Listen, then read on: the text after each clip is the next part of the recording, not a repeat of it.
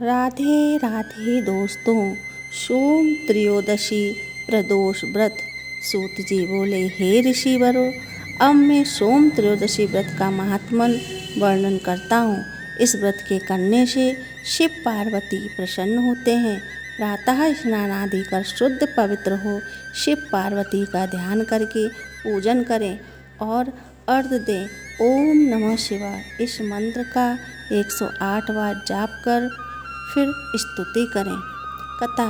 एक नगर में एक ब्राह्मणी रहती थी। उसके पति का स्वर्गवास हो गया था। कोई भी उसका धीर धरैया ना था, इसलिए वह सुबह होते ही अपने पुत्र के साथ भीख मांगने निकल जाती थी और जो भिक्षा में प्राप्त होता था उसी से अपना और अपने पुत्र का पेट भरती थी। एक दिन ब्राह्मणी भीख मांगकर लौट रही थी तो उसे एक लड़का मिला। उसकी दशा बहुत खराब थी। ब्राह्मणी को उस पर दया आ गई।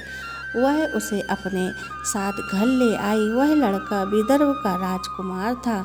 पड़ोसी राजा ने उसके पिता पर आक्रमण करके उसके राज पर कब्जा कर लिया था, इसलिए वह मारा मारा फिर रहा था। ब्राह्मणी के आश्रम में वह ब्राह्मण कुमार की तरह पलने लगा। एक दिन ब्राह्मण कुमार और राजकुमार खेल रहे थे। उन्हें वहां गंधर्व कन्याओं ने देख लिया। वे राजकुमार पर मोहित हो गई। ब्राह्मण कुमार को घर लौट आया, लेकिन राजकुमार अंशुमति नामक गंधर्व कन्या से बात करता रह गया। दूसरे दिन अंशुमति अपने माता पिता को राजकुमार से मिलाने के लिए ले आई। उनको राजकुमार पसंद आया। कुछ ही दिनों बाद अंशुमति के माता पिता को शंकर भगवान ने स्वप्न में आदेश दिया कि वे अपनी कन्या का विवाह राजकुमार से कर दें। फलतः उन्होंने अंशुमति का विवाह राजकुमार से कर दिया।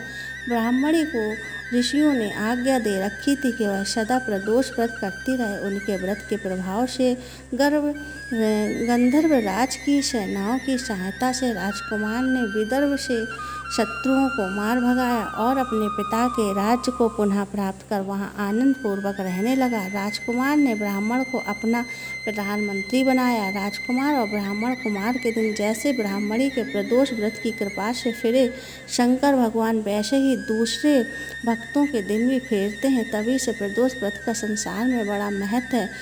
धन्यवाद।